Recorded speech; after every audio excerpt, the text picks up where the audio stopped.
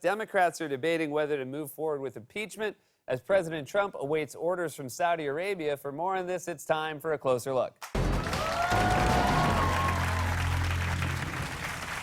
Well, it's campaign season, which means we'll all be subjected to endless hours of cable news speculation about every morsel of political news, from every poll result to every fundraising report, with panels of truly absurd numbers of people sitting around giant tables endlessly dissecting who's up and who's down in the race. And I'm sorry, but what's up with this weird horseshoe configuration? You couldn't find a table that looks less like the Legion of Doom?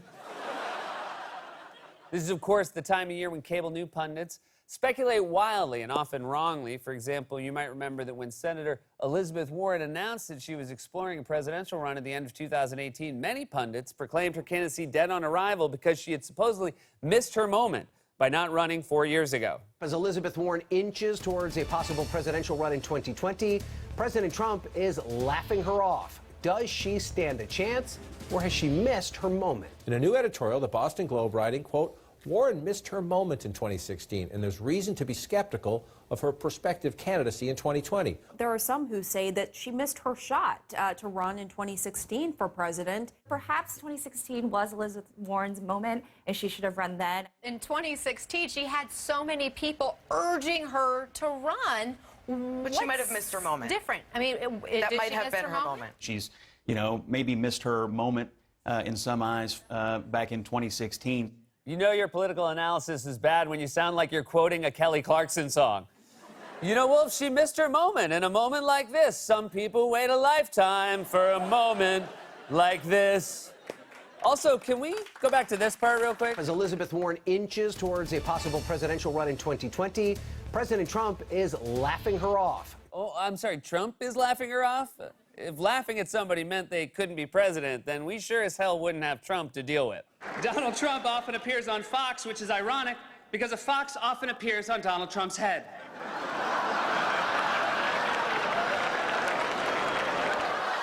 By the way, that is an interesting factoid. That comedian right there, that's my son. But anyway, there you go. The pundits said Elizabeth Warren missed her moment, and if there's one thing we've learned from the last decade of politics, it's that the pundits are always right. Momentum growing for a surging Senator Elizabeth Warren. Senator Elizabeth Warren surging in this latest poll. Warren surging. She is surging. All eyes are on a surging Elizabeth Warren. New polling shows Warren's economic message is resonating with voters. Just take a look at thousands of people who gathered in New York City's Washington Square Park last night for Warren's anti-corruption speech. Her campaign says the presidential candidate drew a crowd of 20,000 people to her rally in New York City last night, the biggest crowd of her campaign so far. Warren vowed to take a selfie with everyone who wanted one at the end. So that selfie line for a crowd of 20,000 lasted for 4 hours. Wow. She stood there and took selfies after her speech for 4 hours. Can you imagine Trump doing that? I mean, look how much he sweats during his speeches. You know you're out of shape when talking is cardio.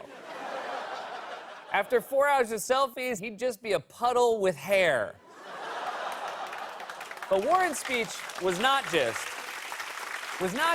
about showcasing enthusiasm or posing for selfies. It was also about hitting home a crucial point, a distinction she has drawn with one of her main rivals, Joe Biden. Biden has basically said that once Trump is gone, things will go back to normal. Warren, on the other hand, has stressed that Trump is both the product and the symbol of a broken system. Now, when you see a government that works great for those with money and connections and doesn't work for much of anyone else, that's corruption, plain and simple, and we need to call it out for what it is. Okay, so let's start with the obvious. Donald Trump is corruption in the flesh. Now, as bad as things are, we have to recognize our problems didn't start with Donald Trump. He made them worse. But we need to take a deep breath and recognize that a country that elects Donald Trump is already in serious trouble.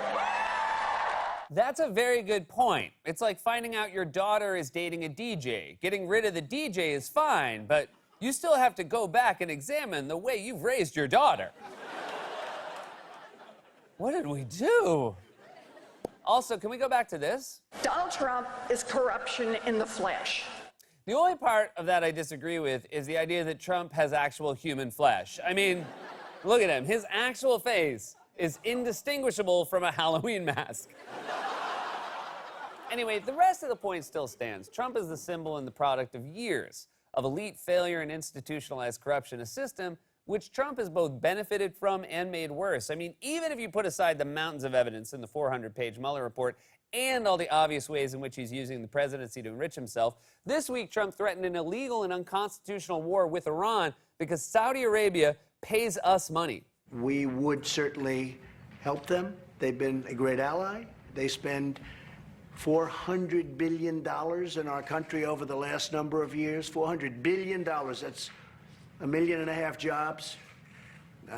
And they're not ones that, unlike some countries, where they want terms. They want terms and conditions. They want to say, can we borrow the money at 0% for the next 400 years? No. No, Saudi Arabia pays cash. Wait, they paid you $400 billion in cash? How does that even I think they're scamming you, dude. They gave me $400 billion bills. And you know they're real because they had Ivanka on them.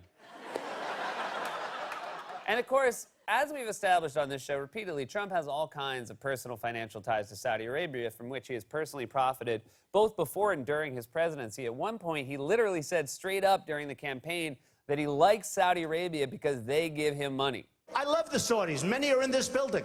Saudi Arabia, and I get along great with all of them. They buy apartments from me. They spend $40 million, $50 million. Am I supposed to dislike them? I like them very much. So once again, that is the literal definition of a bribe. And this is the problem with Trump. He just confesses openly in plain sight in front of the cameras, microphones on. So it doesn't feel like a confession, but just imagine that exact same quote in a different context. Trump's in a police interrogation room with Lenny Briscoe, and it's hour 6 of the interview, lights swinging over his head, sweat pouring down his face, and the cops are screaming, "Tell us what you know about the Saudis." And Trump's like, "Fine, they buy apartments from me, $40 million, $50 million. Am I supposed to dislike them? I like them very much. Oh, God, what have I said?" Since then, we've learned that Trump has registered companies in Saudi Arabia, and Saudi officials and lobbyists have spent money at his hotels. In fact, this week we got yet another example of Saudi Arabia spending money at Trump's personal properties when Politico reported that a large group of Saudi royals had stayed at Trump's golf resort in Scotland earlier this summer. According to a staffer, a group of Saudi royals stayed at the resort for about a week at the tail end of extended travel, bringing a party of 25 people and more than 100 pieces of luggage. 100 pieces of luggage. You know, 1 bag for clothes, 1 bag for golf clubs, and 98 bags stuffed with gold bars. I'm just kidding. They would never bring gold. Saudi Arabia pays cash. This is the kind of corruption that has been institutionalized in Washington for years. It's just that Trump came along and made it worse and more obvious. It's also blatantly illegal and unconstitutional, which is why more and more Democrats are coming around to the idea that Trump should be impeached. And yet, once again, the pundits and the establishment who predicted that Warren had missed her moment are now hand-wringing about the possible political consequences of impeachment, like this item from Politico explaining the thinking of Democratic leaders on impeachment. Try to follow along and see if any of this makes sense to you. This political pickle has come up in conversations with several Democratic sources over the last few days. If House Democrats impeach President Donald Trump and he loses, they fear they could get blamed for a political hit job. If they don't impeach him and he wins, they fear being blamed by the Democratic base for not doing enough. Best case scenario, Dems are left hoping they don't impeach him and Trump loses on his own. First of all, that's not the best case scenario. The best case scenario is that Trump sets his Diet Coke down on his computer and accidentally sends all his texts with Putin to the New York Times. Then he has to flee to Mexico, but he gets his pants stuck climbing over his newly built wall, and he falls bare-assed on the Mexican side, and that photograph is the only thing on CNN for like a year. That's the best case scenario. Second, the same pundits who speculated wildly about Warren missing her moment are the same ones now insisting that impeaching a lawless, corrupt president could hurt Democrats.